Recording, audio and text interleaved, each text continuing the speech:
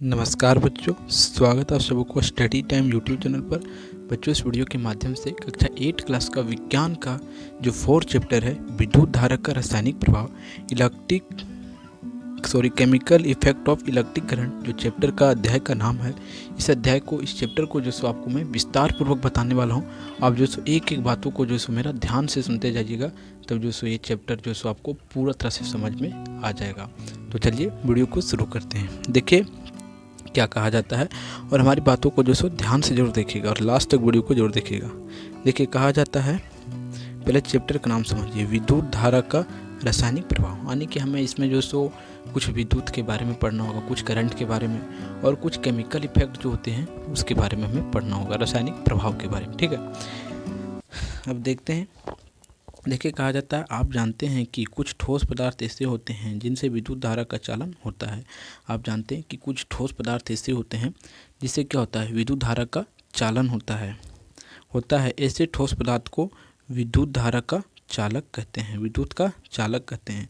लोहा, तांबा, एल्युमिनियम आदि धातु विद्युत का चालन है। देखिए जो लोहा, तांबा ये सब जो है सो क्या होता है, विद्युत का चालक पदार्थ होते हैं। आपको स्क्रीन पर शो कर रहा होगा कि कौन सा चालक पदार्थ है कौन सा नहीं है।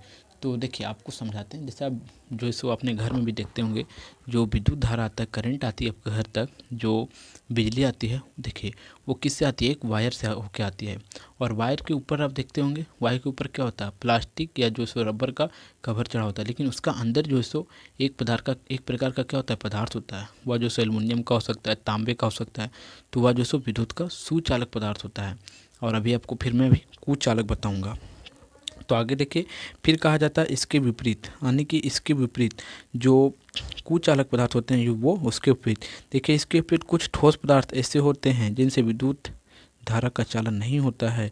ऐसे ठोस पदार्थ को विद्युत का कुचालक कहते हैं। जैसे रबर, प्लास्टिक का, लकड़ी विद्युत का चालन नहीं करते हैं। देखिए जो आपका घर में जो सो वायर आता है विद्युत धारा का, बिजली का, उसमें देखते होंगे कि एक प्लास्टिक का या तो हो सकता है रबड़ का, अधिकतर रबड़ का जो सो उस पर एक कवर लगा होता है, जिसे जो सो हम उसे हटाकर जो सो करंट को जो सो जोड़ते हैं। ठीक है, तो जो वह रबड़ को जो लगा होता है, रबड़ वाला, वह क्या होता है, विद्युत धारा का कुचालक पदार्थ होता है। वो जो सो हमें करंट लगने से हम बच जाते हैं। देखिए अगर हम तार, वायर जो होता है हमारे घर में, तार जो होता है, उसे अगर वो उसमें बिजली विद्युत धारा प्रवाहित हो भी रही है, विद्युत धारा जो सो से जा रही है, अगर उसे पकड़ते हैं तो हमें करंट नहीं मारता है। कब, जब उस पर जो सो कवर लगा होता है, किस चीज़ का, रबड़ का। लेकिन उसे अगर उस जगह पर जो सो अगर कवर हटा देते हैं और उस जगह पकड़ते हैं तो हमें करंट लग सकती है।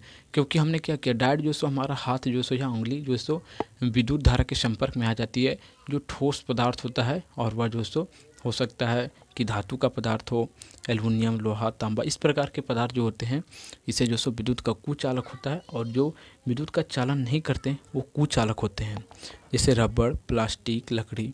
तो अगर आपसे कोई पूछेगा कि विद्युत का चालक क्या है और कुचालक क्या है, तो आप उदाहरण बता सकते हैं कि वैसे पदार्थ जो विद्युत का जो चालन करते हैं उसे सुचालक पदार्थ कहते हैं। जैसे कि लोहा, तांबा, एल्युमिनियम, ये सब जो सो विद्युत का सुचालक पदार्थ है। और कुचालक पदार्थ वैसे पदार्थ जो विद्युत का चालक नहीं करते हैं, यानी कि एक सिरे से विद्युत धारा दूसरे सिरे तक नहीं जाता है, उसे हम विद्युत का कुचालक पदार्थ करते हैं। जैसे लकड़ी, रबड़, प्लास्टिक, ये सब जो सो विद्युत का कुचालक पदार्थ है। अब आगे देखते हैं। देखिए कहा जाता है, आपने बिजली मिस्त्री को हाथ में रबड़ के दस्ताने पहनकर काम करते देखा होगा। क्या आप बता सकते हैं कि वह रबड़ के दस्ताने पहनकर बिजली का काम क्यों करते हैं? कि जो बिजली मिस्त्री जो होता है, आप उसे देखे होंगे कि वह जो सो रबड़ के हाथ में ग्लव्स पहन लेता है, या अन्य किसी वस्तु का भी होता होगा, लेकिन वह कुचालक वस्तु का होता है और वह जो सो पहनकर कार्य करते हैं। तो ऐसा क्यों करते हैं? क्योंकि देखिए हमारा शरीर क्या है, हमारा शरीर जो सो एक विद्युत धारा से जो प्रभावित हो सकता है, और हमारा शरीर जो है सो चालक पदार्थ है।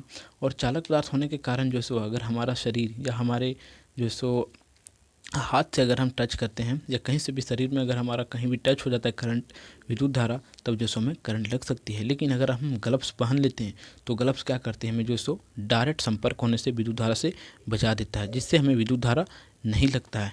क्योंकि जो ग्लव्स होता है वह विद्युत का कुचालक पदार्थ होता है, जिसके कारण से हमारे हाथ और जो सो विद्युत धारा के बीच जो सो वह एक जो सो अवरोध जो सो उत्पन्न कर देता है।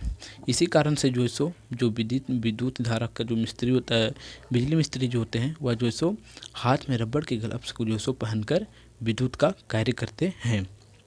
अब आगे देखिए, आगे कहा जाता है कि कोई पदार्थ चालक है तो कुचालक है, या जानने के लिए हम जो सो किसका उपयोग करते हैं, बैटरी का उपयोग करेंगे। देखिए ये उदाहरण, ये सब एक्सपेरिमेंट है। एक्सपेरिमेंट भी जो सो मैं आपको दिखाने वाला हूँ।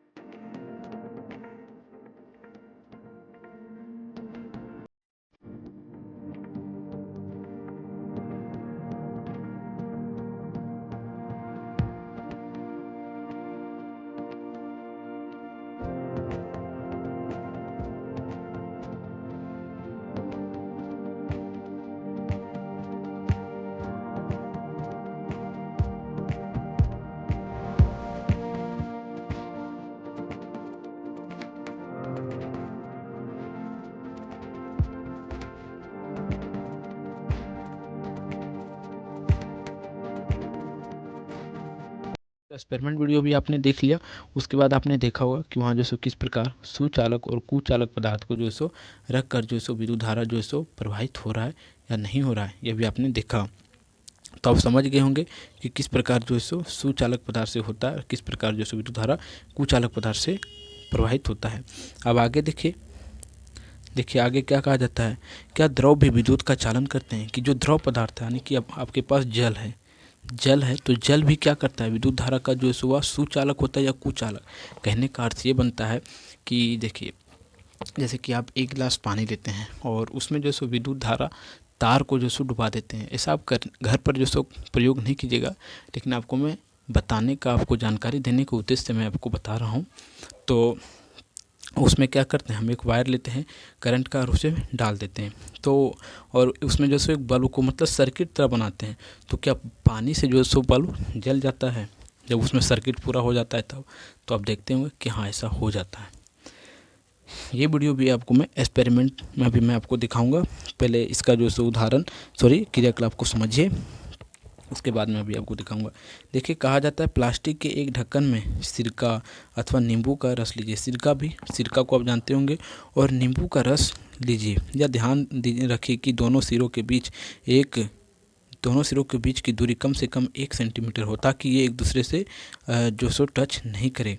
कि जो आप सिरका लिए हुए हैं या तो नींबू का रस लिए हुए हैं, उसमें जो सो दो जो सो क्या डालें, यानी कि 2 तार का सिरा डालें। ठीक है, तार डालें और उसमें जो सो दोनों सटना नहीं चाहिए, दोनों जो सो मतलब फ़र्क होना चाहिए, एक दूसरे से गैपिंग होना चाहिए। आपको जो सो इस प्रकार यहाँ जो सो सर्किट में जो सर्किट बनाया गया है उसमें दिख रहा है कि एक सिरा जो सो ये है और एक सिरा ये है। एक प्लस का ये है, जो प्लस का आ रहा है आप देख रहे हैं, और ये माइनस का ये। तो नींबू का रस में जो सो इस प्रकार डाला गया है। तो आप देख सकते हैं कि जब इसमें डाला जाता है तब जो सो बल्ब जल जाता है, और जब बल्ब जल जाता है इससे हमें यह पता चलता है कि यह जो सो नींबू का रस जो सो एक विद्युत का चालक करने वाला या जो सो द्रव है। इसी प्रकार आप जो सो और का उपयोग कर सकते हैं, पानी का उपयोग कर सकते हैं, सिरका का, सल्फ्यूरिक अम्ल का, ये सब का उपयोग करके आप प्रयोग कर सकते हैं। फिर अगला क्रियाकलाप देखते हैं। देखिए, क्रियाकलाप 1 में नींबू के रस के स्थान पर टमाटर के रस को लेकर क्रियाकलाप दोहराइए और इस बार में संरक्षित टेस्टर का बल्ब दीप्त होता जाना। कहने का अर्थ ये बनता है कि देखिए कि आप जो सो नींबू का रस में इसका उपयोग कीजिए, फिर आप टमाटर का रस में कीजिए, और प्रकार का जो सो मतलब होता है, जैसे कि जो द्रव पदार्थ है, लिक्विड पदार्थ, उससे जो सो आप प्रयोग कर करके देखें कि उससे जो सो वह विद्युत का सुचालक पदार्थ है या कुचालक पदार्थ है। अगर आप जो सो एक्सपेरिमेंट करके देखेंगे तो आपको जो सो यह अनुमान जो सो लग जाएगा। तो आपको एक्सपेरिमेंट वीडियो भी मैं भी दिखाऊंगा अगला उदाहरण में, देखिएगा ध्यान से। देखिए, अब कहा जाता है टमाटर, देखिए टमाटर के रस के स्थान पर अशुद्ध जल क्या होता है, डिस्टिक वाटर, उसे जो सो मतलब कहा जाता है, जो बैटरी में जो वाटर डाला जाता है ना, डिस्टिल वाटर बोला जाता है। इस प्रकार से उस जल को जो सो अगर आप लेके देखेंगे तो उस जल से जो सो बल्ब जलता है या नहीं जलता है, आप प्रयोग करके देखिएगा। अब देखते हैं चालक के प्रकार कि चालक जो सो कितने प्रकार के होता है। कहने का अर्थ ये बनता है कि टाइप तो हर जगह है, तो यहाँ भी जो सो हमें टाइप पढ़ना है, प्रकार। देखिए हीन चालक, सुचालक और कुचालक। देखिए हीन चालक का अर्थ क्या होता है। हीन से हमें अनुमान लग जाता है कि मतलब थोड़ा थोड़ा चालक होता है और थोड़ा नहीं होता है। देखिए आपने देखा टमाटर का रस उपयोग करने पर बल्ब धीम दीप्त होता है। वैसे पदार्थ जिनसे विद्युत का चालन दुर्बल होता है उसे हीन चालक कहते हैं। कहने का अर्थ ये बनता है कि जब आप देखेंगे कि टमाटर के रस में जो सो सर्किट को बनाकर पूरा किया जाता है, तब जो सो उससे विद्युत धारा प्रवाहित होता है और बल्ब जलता है, लेकिन बहुत ही कम जलता है। तो इससे हमें क्या पता चलता है कि विद्युत धारा का जो सो कंडक्टर है यानी कि सुचालक है, लेकिन ये हीन चालक, ये अच्छा तरह से जो सो विद्युत धारा को प्रभावित नहीं करता है, या हीन चालक हुआ। ठीक है, अब आगे फिर देखते हैं सुचालक। देखिए सुचालक का अर्थ क्या होता है। जैसे कि तनु सल्फ्यूरिक अम्ल जो H2SO4 होता है, तनु सल्फ्यूरिक अम्ल जो बहुत ही जो सो बहुत एसिडिक होता है वह का उपयोग करने पर बल्ब तीव्र दीप्त होता है। वैसे पदार्थ जिनसे विद्युत का चालन तीव्र होता है उसे सुचालक पदार्थ कहते हैं। देखिए कहने का अर्थ ये बनता है कि जो सल्फ्यूरिक अम्ल होता है या हाइड्रोक्लोरिक अम्ल होता है या अन्य प्रकार के अगर धातु भी होते हैं, उससे जो सो अगर विद्युत धारा प्रवाहित किया जाता है, तो यहाँ लिक्विड का बात है, उसे अगर लिक्विड से बात किया जा रहा है तो हाइड्रोक्लोरिक अम्ल है या सल्फ्यूरिक अम्ल है, उसे अगर विद्युत धारा प्रवाहित किया जाता है तो क्या होता है, बल्ब जो सो पूरा तरह से जलता है। और जब बल्ब पूरा तरह से जलता है तो हम इससे अनुमान लगा लेते हैं कि यह जो सो बहुत ही अच्छा कंडक्टर है, यानी कि यह सुचालक पदार्थ है, इसका बहुत ही अच्छा। उसके बाद आता है कुचालक पदार्थ। अशुद्ध जल का उपयोग करने पर बल्ब दीप्त नहीं होता है। वैसे पदार्थ जिनसे विद्युत का चालन नहीं होता है कुचालक पदार्थ कहते हैं। देखिए कहने का अर्थ ये समझिए, जो अशुद्ध जल है जिसे बैटरी में डाला जाता है, वह जो है सो क्या होता है, अगर उसे विद्युत धारा प्रवाहित करने का प्रयास भी किया जाता है तो उसे बल्ब जो है सो नहीं जलता है। क्यों नहीं जलता है? क्योंकि वह जो है सो विद्युत का सुचालक पदार्थ है। तो देखिए आपको 3 उदाहरण जो है सो ध्यान में रखना है कि एक हीन चालक होता है टमाटर का रस, वह टमाटर का रस जो है सो हीन चालक होता है, उससे विद्युत धारा प्रवाहित होता है लेकिन उतना ही अच्छा नहीं होता है। वह विद्युत का कंडक्टर है लेकिन अच्छा कंडक्टर नहीं है। उसके बाद अगर सबसे अच्छा देखा जाए तो क्या हुआ, हमारा सल्फ्यूरिक अम्ल या तो हाइड्रोक्लोरिक अम्ल, ये सबसे जो है सो विद्युत धारा बहुत ही अच्छा से प्रवाहित होता है, बल्ब जो है सो अच्छा से जल जाता है।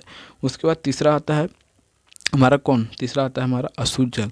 अशुद्ध जल क्या करता है, ये भी जो सो विद्युत धारा को जो सो पूरा तरह से जो सो नहीं प्रभावित होने देता, यानी कि बल्ब इसे नहीं जलता है, यानी कि विद्युत का कुचालक द्रव है। ये तीनों द्रव का नाम है। अगर आपसे पूछा जाए कि जो सो एक हीन चालक, सुचालक और एक कुचालक जो सो द्रव के नाम बताइए कि कौन हीन चालक है, कौन सुचालक है और कौन जो सो कुचालक द्रव है, इसका नाम बताइए। तो आप नाम जो सो बता दीजिएगा। पहला टमाटर का रस जो हीन चालक है, दूसरा सुचालक में कौन हो जाएगा, सल्फ्यूरिक अम्ल या तो हाइड्रोक्लोरिक अम्ल, और तीसरा जो है सो अशुद्ध जल, ये जो है सो पूरा तरह से कुचालक हो गया। अब आगे देखते हैं। देखिए अब देखिए आप समझते जाइएगा, क्योंकि क्रियाकलाप जो सो बार बार आपको यहाँ जो सो दिखाया जाएगा, तो आप इस सभी क्रियाकलाप को जो सो ध्यान में रखते जाइएगा। तो देखिए क्रियाकलाप 4, ये क्रियाकलाप जो 4 है ये मैं आपको एक्सपेरिमेंट, इसका वीडियो पहले मैं जो सो आपको दिखा देता हूँ, उसके बाद जो सो जाकर आपको मैं इसके बारे में बताऊंगा। तो आप एक्सपेरिमेंट वीडियो पहले देखें।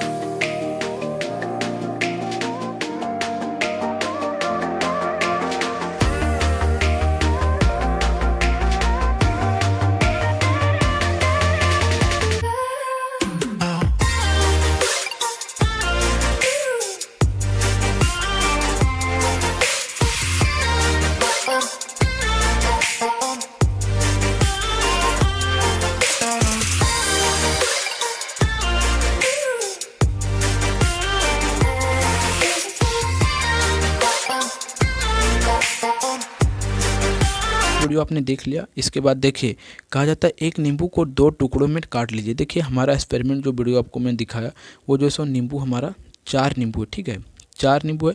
हम उसे जो सो काट पीट नहीं किए हैं, आपको एक तरह से समझाने के यहाँ है। और नींबू को काट लीजिए और दोनों नींबू के जस्ता का टुकड़ा होता है उसमें हमने अभी जो सो एक्सपेरिमेंट में हमने देखा था आपने कि उसमें हमने डाला, ठीक है, डाला। और एक टुकड़ा नींबू के जस्ते के टुकड़े वाले से तांबे के तार की सहायता से जोड़िए और दूसरे टुकड़े वाले नींबू के जस्ता एवं तांबा को अलग कर दीजिए और LED बल्ब के लीड, धन, धुर और पहले नींबू से जोड़ दीजिए।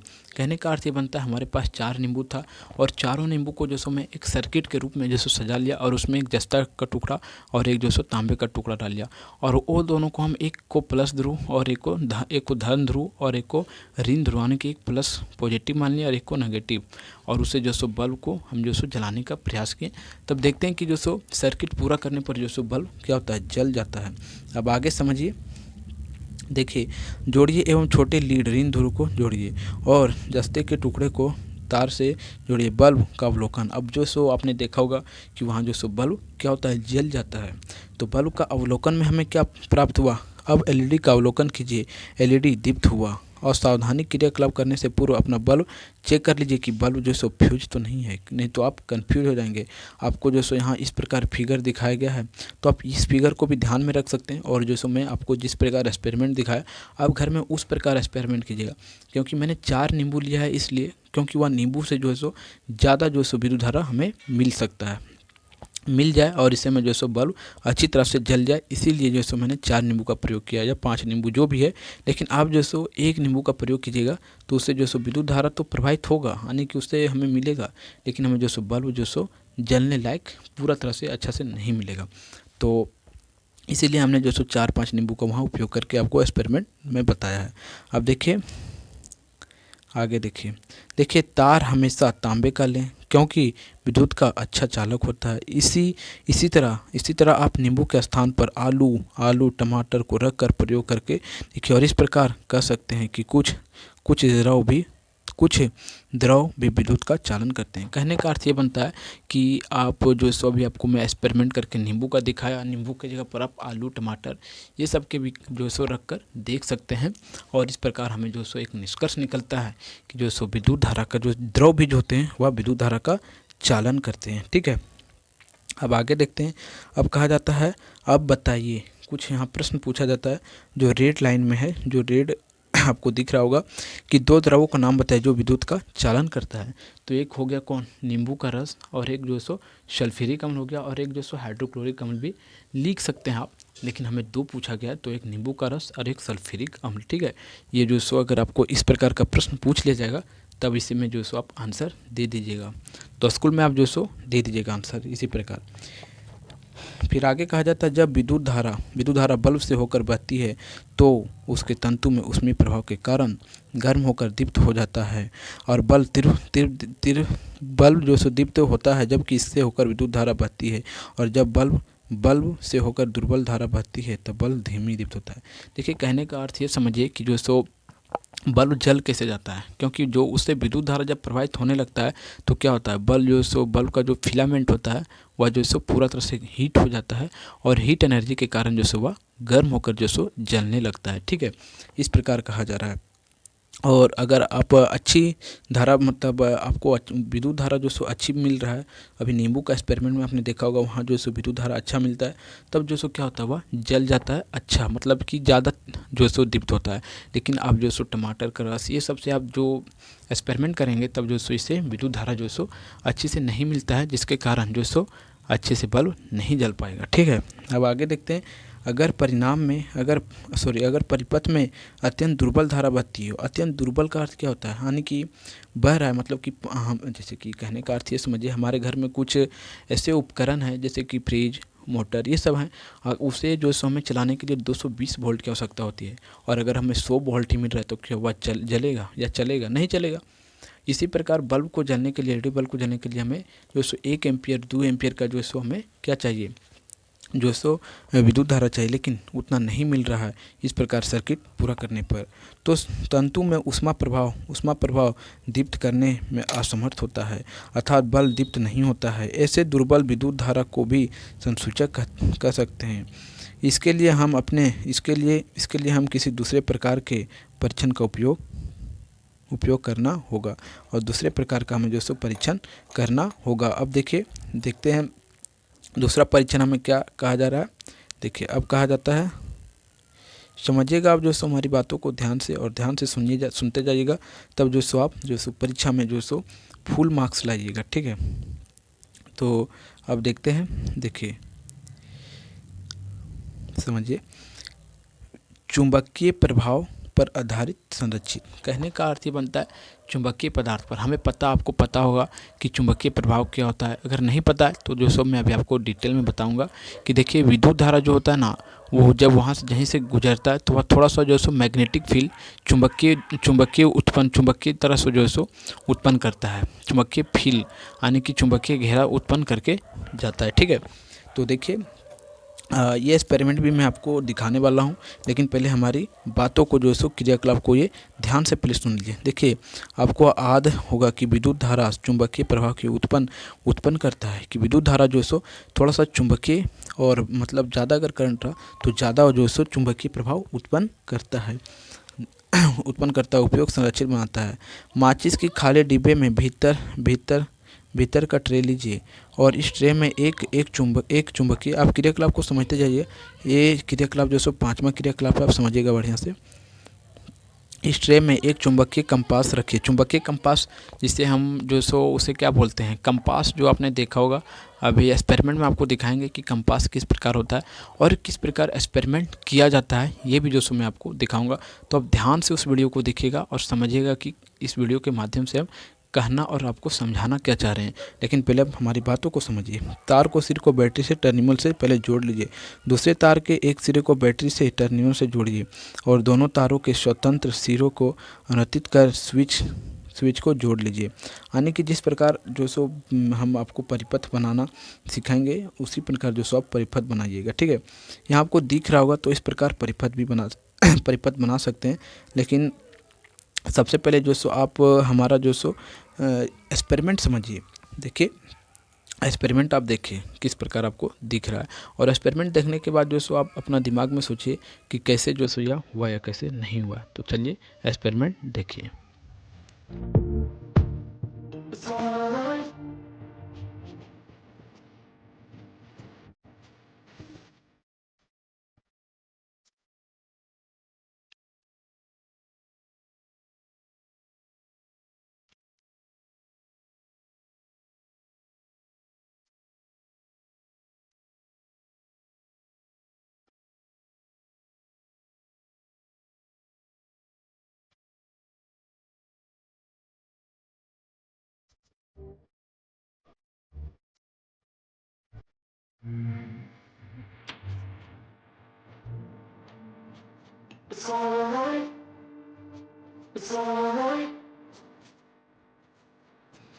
देखिए एक्सपेरिमेंट देखने के बाद आप जो सो यहाँ देखिए चुंबकीय सुई में विक्षेपण का अवलोकन कीजिए।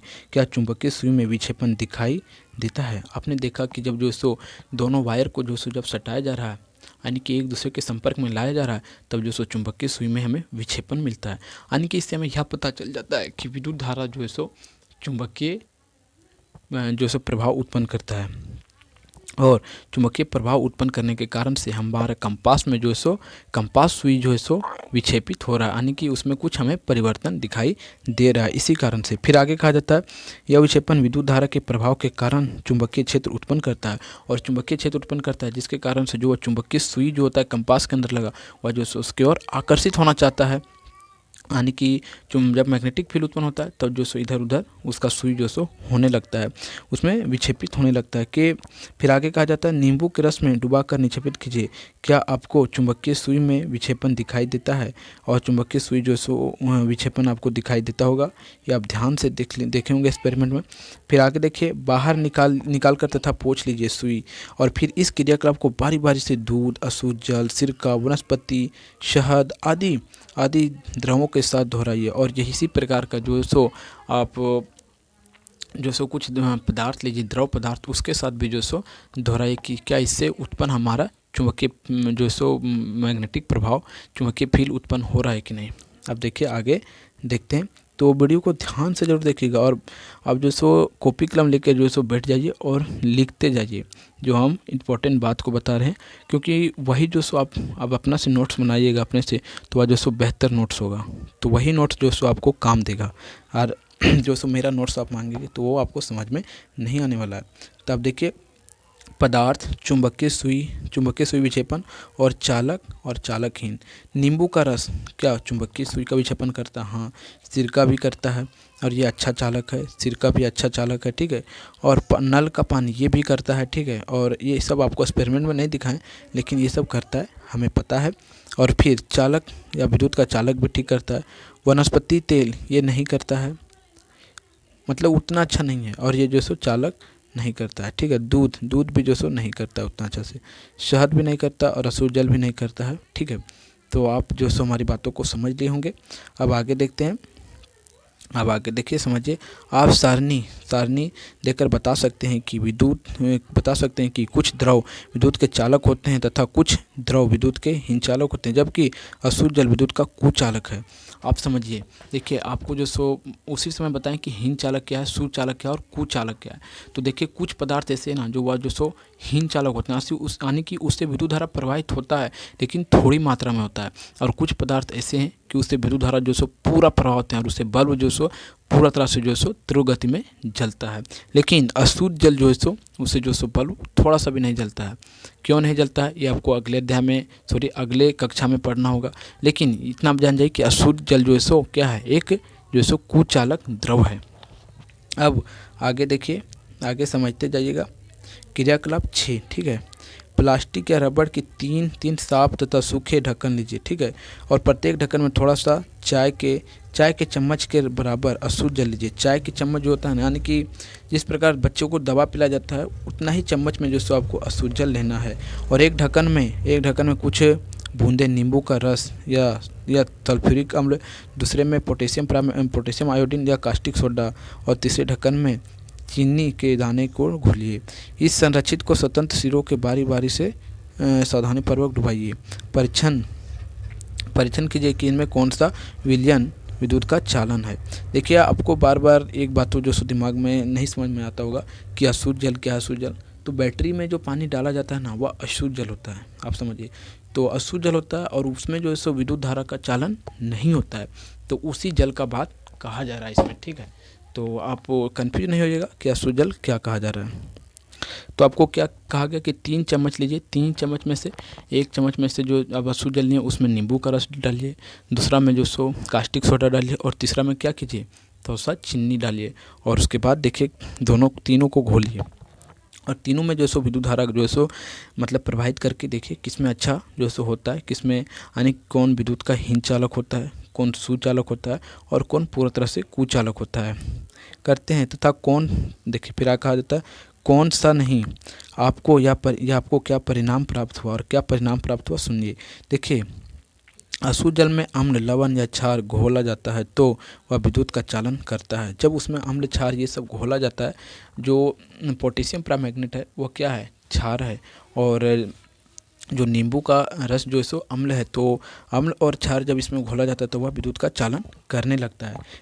क्या किसी चालन विद्युत में विद्युत धारा प्रवाहित करने पर उस विलयन में कोई प्रभाव उत्पन्न होता है? कहने का अर्थ ये है कि जब उसमें अम्ल और क्षार को डाला गया तब वह जो सो विद्युत का क्या करने लगा, चालन करने लगा। तो यही बताया जाता है कि जब उसमें अम्ल क्षार मिला दिया जाता है अशुद्ध जल में तो वह जो सो विद्युत का चालन करने लगता है। फिर आगे देखिए कहा जाता है, समझिएगा हमारी बातों को।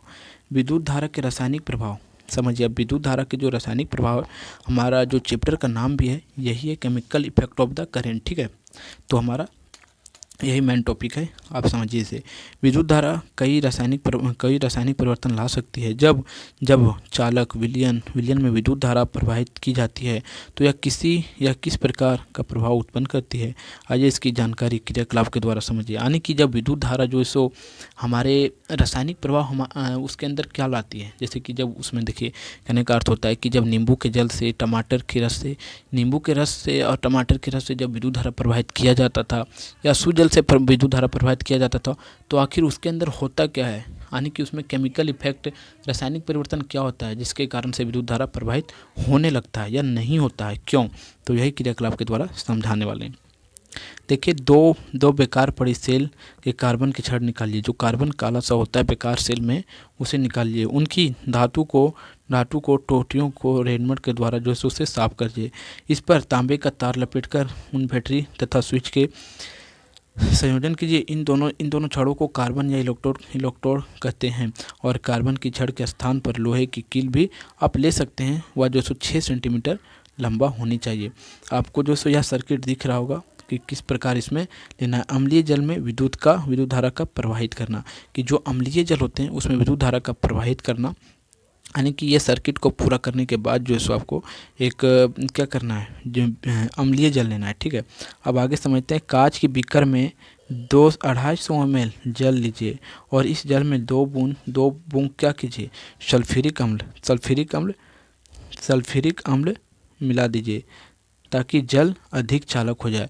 और जब उसमें सल्फ्यूरिक अम्ल मिला दिया जाएगा जल में, तब वह जो सो क्या हो जाएगा, वह विद्युत का अच्छा कंडक्टर बन जाता है, सुचालक हो जाता है। फिर कार्बन की छड़ को अम्लीय जल विलयन में इस प्रकार डुबाइए कि धातु की टोपी अम्लीय जल से बाहर रहे और स्विच को बंद कर परिपथ को विद्युत धारा प्रवाहित करें। 5 मिनट के बाद कार्बन की छड़ इलेक्ट्रोड को सावधानी से अवलोकन कीजिए। क्या आपको कार्बन के छड़ इलेक्ट्रोड के पास गैस की बुलबुले दिखाई देते हैं? अम्लीय जल विलयन में किस प्रकार का परिवर्तन हुआ, आप देखेंगे कि जो इलेक्ट्रोड का आप देख सकते हैं यहाँ, ये आपको तस्वीर में साफ साफ दिख रहा होगा कि जो ये इलेक्ट्रोड का छड़ है, इसमें जो सो यहाँ बुलबुले निकलना स्टार्ट हो जाएगा जब इसमें विद्युत धारा प्रवाहित कर देंगे। तो वही सब अवलोकन करना है कैसे हुआ है। अब देखिए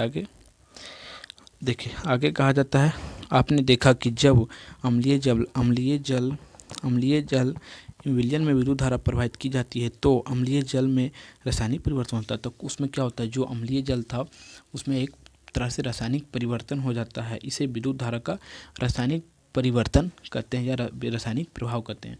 और इसे ही जो सो विद्युत धारा का रासायनिक प्रभाव कहते हैं। अगर आपसे पूछ लिया जाएगा कि रासायनिक प्रभाव किसे कहते हैं विद्युत धारा का, तो आप बता दीजिए कि देखिए आपको उदाहरण देके समझा दीजिए कि जैसे कि आप जल में जो सो नींबू का रस या किसी प्रकार का जो सो आम ले लीजिए और डालिए उसमें, और जब उसमें एनोड या कैथोड का जो छड़ डाला जाता है और उसमें विद्युत धारा का सर्किट पूरा करके डाला जाता है, तब क्या होता है, उससे जो सो गैस के बुलबुले निकलते हैं, जिसके कारण से हमें पता चलता है कि जो सो इसमें विद्युत धारा का जो सो कुछ रासायनिक प्रभाव हो रहा है, यानी कि कुछ यहाँ केमिकल इफेक्ट हो रहा है। ठीक है, फिर आगे ये रासायनिक अभिक्रिया उपयोग किए जाने वाले विलयन तथा इलेक्ट्रोड की प्रकृति पर निर्भर करते हैं। रासायनिक अभिक्रिया में विलयन के रंग की परिवर्तन हो सकती है और रासायनिक अभिक्रिया जो ये सब होती है, इससे विलयन का जो रंग भी परिवर्तन हो सकता है।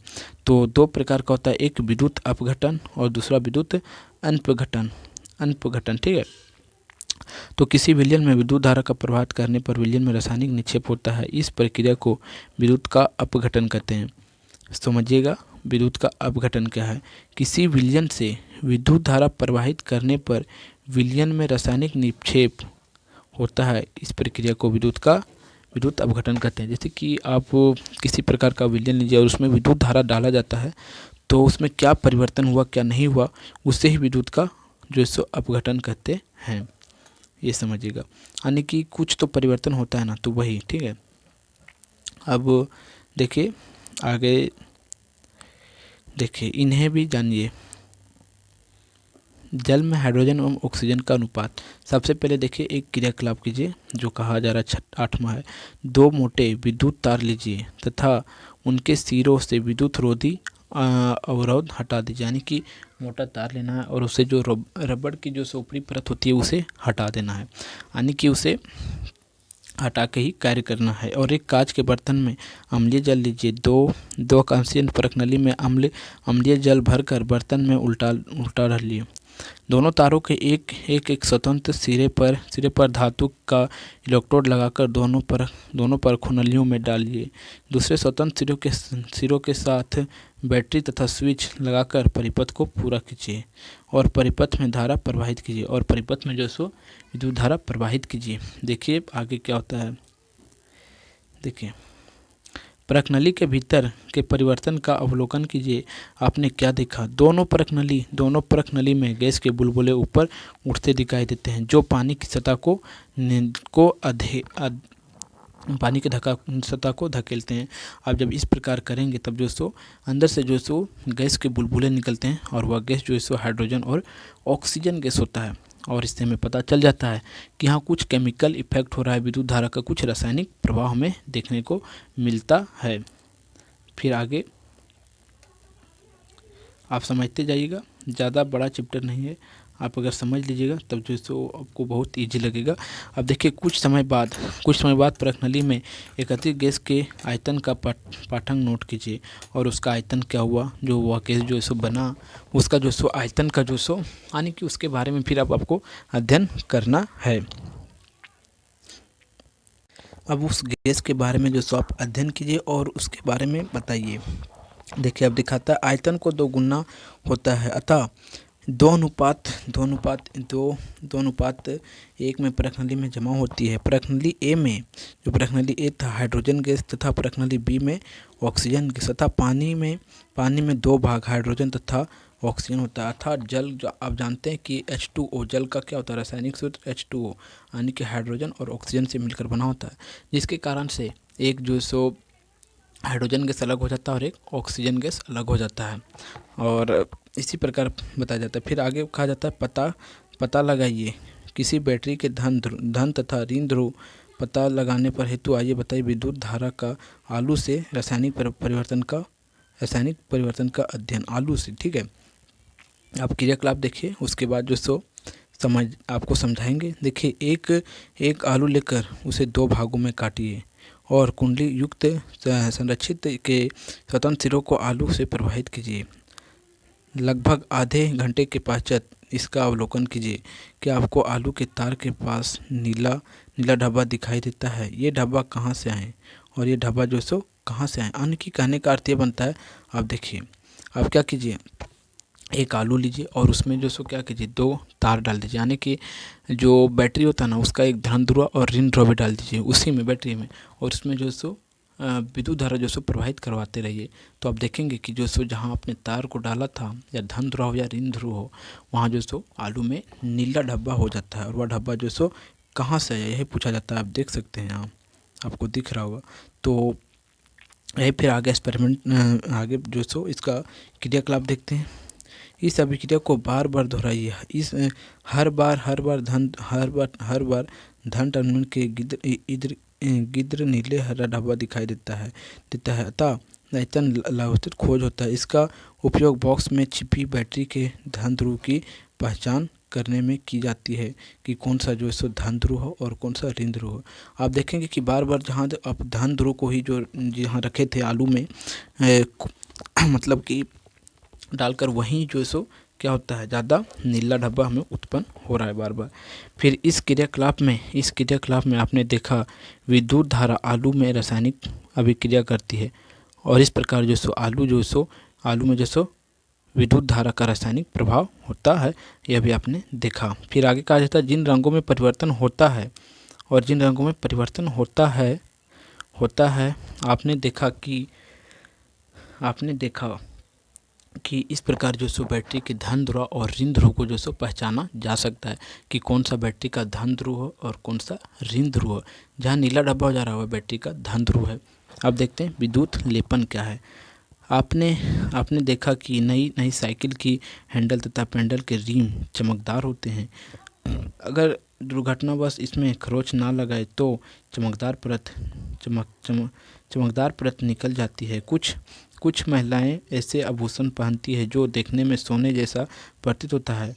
लगातार उपयोग से इनके सोने की परत निकल जाती है तथा नीचे किसी अन्य धातु की परत दिखाई देती है। इसका कारण यह है कि धातु के ऊपर दूसरी धातु की परत चढ़ा दी जाती है। यानी कि विद्युत लेपन का अर्थ आप डायरेक्ट ये समझिए, जैसे कि आपके पास एक लोहा है, ठीक है, क्या है आपके पास एक लोहा मेटल है, उसके ऊपर जो सो स्टील का क्या किया जाता है। अभी आपने देखा होगा बहुत से ऐसे रेडीमेड आते हैं जो उसमें आपने देखा होगा कि उस वह जो सो पूरा चमकीला दिखता है। हमें ऐसा लगता है देखने में कि यह जो सो स्टील का जो है सो मेटल है या स्टील है, लेकिन स्टील नहीं होता। उस पर क्या किया जाता है, लोहा ही रहता है, लेकिन उस पर विद्युत लेपन कर दिया जाता है।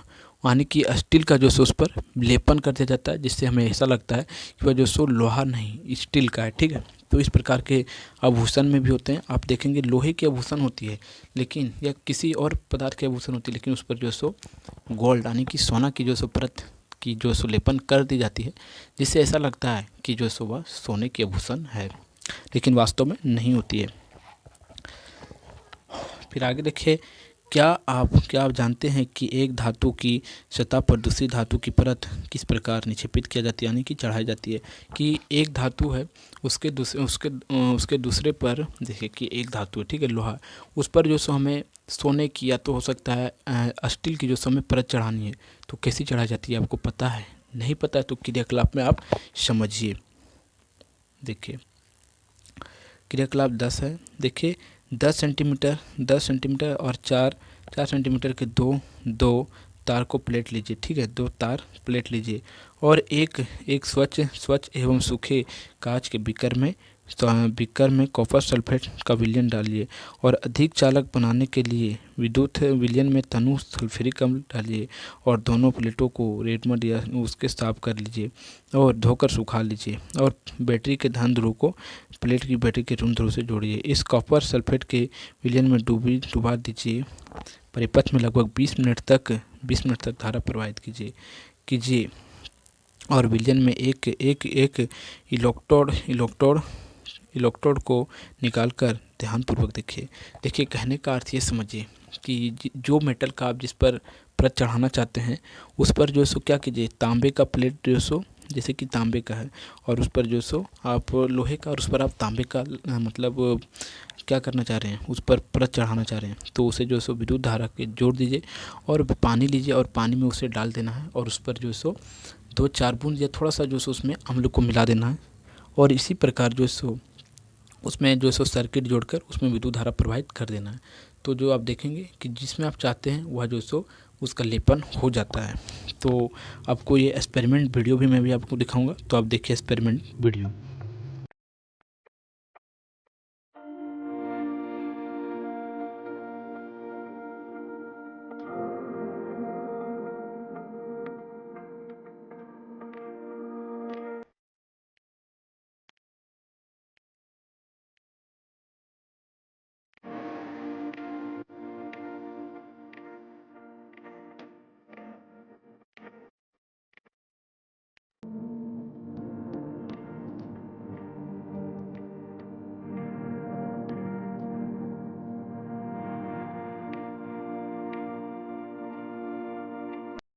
अब देखिए आपने एक्सपेरिमेंट वीडियो जब देख लिया तब जो सो आप ध्यान से समझिए। देखिए विद्युत विद्युत लेपन दर्शाया एवं सतह पर परिपथ क्या क्या उनमें से किसी एक में अंतर पाते हैं? क्या क्या आपको इन पर कोई परत चढ़ी दिखाई देती है? उस परत का रंग कैसा है? एक ध्रुव से जुड़े तांबे के प्लेट की मोटाई घट जाती है तथा ऋण ध्रुव से जुड़ी तांबे के प्लेट की मोटाई बढ़ जाती है, अर्थात इस पर तांबे की परत चढ़ जाती है। यानी कि आप देखेंगे कि उस पर जो सो तांबे की परत चढ़ जाती है तो उसकी मोटाई घट जाती है और इस प्रकार जो सो विद्युत लेपन हो जाता है। आप यहाँ विद्युत लेपन का कुछ मेटल देख सकते हैं, कुछ धातु कि किस प्रकार पानी के नल और कहीं भी उपयोग किए लाने जाने वाली वस्तुएं जो होती है उस पर किस प्रकार ऐसा लगता है कि हमें सोने की परत या तो एल्युमिनियम की परत या स्टील की परत चढ़ा दी जाती है, जिससे हमें लगता है कि यह धातु जो सो एल्युमिनियम ही है या जो स्टील ही है, ऐसा हमें देखने में लगता है, लेकिन वास्तव में ऐसा नहीं होता है। अब देखिए विद्युत धारा की सहायता से किसी धातु के सतह पर आच्छादित धातु को निक्षेपित करने की प्रक्रिया को विद्युत लेपन कहते हैं। यानी कि विद्युत धारा की जो सो यानी कि विद्युत लेपन की प्रक्रिया क्या कहलाएगी, यानी कि एक धातु से दूसरे धातु में जो सो उसका कुछ मतलब क्या बोल सकते हैं, परत चल जाना जो सो विद्युत लेपन कहलाता है। विद्युत लेपन के क्रियाकलाप को करने के पश्चात इलेक्ट्रोड को आपस में बदलकर क्रियाकलाप दोहराइए। अब आपको क्या देखेंगे, पता लगाइए लोहे के बने कार में मतलब कि पहिए का रिम, साइकिल के हैंडल आदि में किस धातु का जो सो लेपन किया जाता है।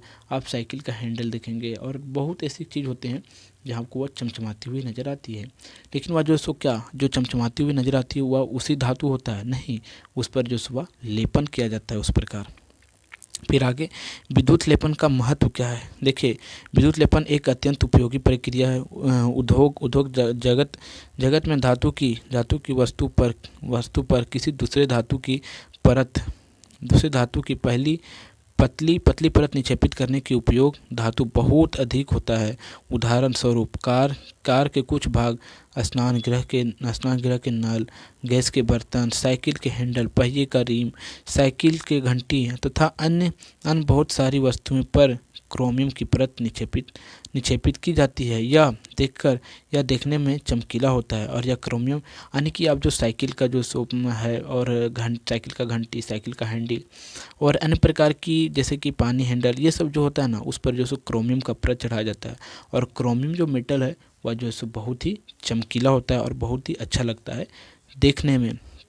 फिर देखिए, कहा जाता है क्रोमियम एक महंगा धातु है, अतः पूरी वस्तु को क्रोमियम का बनाना आर्थिक दृष्टि से उपयोगी नहीं है। इस कारण सस्ते धातु की वस्तु बनाई जाती है, अतः उस पर जो सो विद्युत लेपन कर दिया जाता है, क्रोमियम की विद्युत लेपन कर दिया जाता है, जिससे ऐसा लगता है कि यह जो सो क्रोमियम का है। और आप चित्र में भी देख सकते हैं कि किस प्रकार जो सो यह हमें जो सो क्रोमियम की धातु की तरह जो सो हमें प्रतीत होती दिखाई पड़ती है। फिर आगे देखते हैं।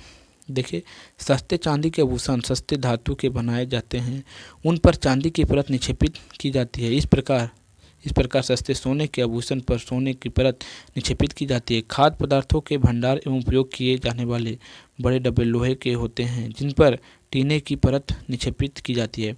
कहने का अर्थ ये समझिए कि बहुत आप जैसे आप रेडीमेड आभूषण देखते होंगे, आभूषण यानी कि ज्वेलरी जो होता है वह जो सो आपको देखने में ऐसा अनुभव होगा कि जो सो वह जो सो पूरा तरह से सोना है, लेकिन वह सोना नहीं होता है। उस पर जो सो सोने की लेपन की जाती है और सोने की लेपन की जाती है तो हमें ऐसा अनुभव होता है कि वह जो सो सोने का पदार्थ है, लेकिन वह वास्तव में सोने का पदार्थ नहीं होता, अन्य किसी का पदार्थ होता है। ठीक है। फिर आगे देखिए, खाद्य पदार्थ को भी जो सो सुरक्षित रखने के लिए इसी तरह किया जाता है। फिर पुल एवं वाहनों को परवल बनाने के लिए लोहे का उपयोग किया जाता है। इन्हें जंग से बचाने के लिए जिंक का परत निक्षेपित किया जाता है। और लोहा जो होता है उपयोग पुल बनाने के लिए, उसमें जो सो क्या होता है जंग से बचाने के लिए, क्योंकि पुल जो सो पानी में बनता है तो जंग से बचाने के लिए उस पर जो सो जिंक का जो सो निक्षेपित यानी कि परत चढ़ा दिया जाता है, जिसके कारण से वह जो सो जिंक यानी कि जंग रोधी बन जाता है, जंग नहीं लगता है। फिर आगे देखिए, विद्युत लेपन कारखानों में उपयोग किए गए विलयन एवं प्रदूषित अपशिष्ट को जिसका निपटारा एवं समस्या है इसके सुरक्षा निपटारा हेतु विशिष्ट दिशा निर्देशन किए गए हैं। यानी कि आप समझ सकते हैं कि इस प्रकार जो सो क्या होता है, अध्याय भी समाप्त होता है और विद्युत लेपन के बारे में भी जो सो आप पूरा तरह से समझ लिए होंगे। तो अब हमें आशा है कि जो सो इस अध्याय को जो सो मैं आपको पूरा तरह से जो सो बता लिया हूँ और आप एक्सपेरिमेंट वीडियो भी देखे होंगे। अगर आपको वीडियो एक बार में समझ में नहीं आती है तो दूसरा बार जरूर देखिए, तीसरा बार देखिए, आपको जो सो जरूर समझ में आएगी। और अध्याय के प्रश्न उत्तर जो सो आप अपने से बनाने का प्रयास कीजिए। और अगर अपने से नहीं बनता है तो वीडियो के डिस्क्रिप्शन में लिंक दिया हुआ है, आप वहाँ से जो सो देखिए उसका प्रश्न उत्तर का जो सो वीडियो और जो सो बनाने का प्रयास कीजिए और सभी प्रश्न को जो सो याद कर लीजिए, क्योंकि परीक्षा में जो सो आपको इसी प्रकार के प्रश्न इसी से अध्याय के ही अंतर्गत से जो सो पूछा जाएगा। तो फिर आपको मिलते हैं एक नए वीडियो में, तब तक के लिए जय हिंद।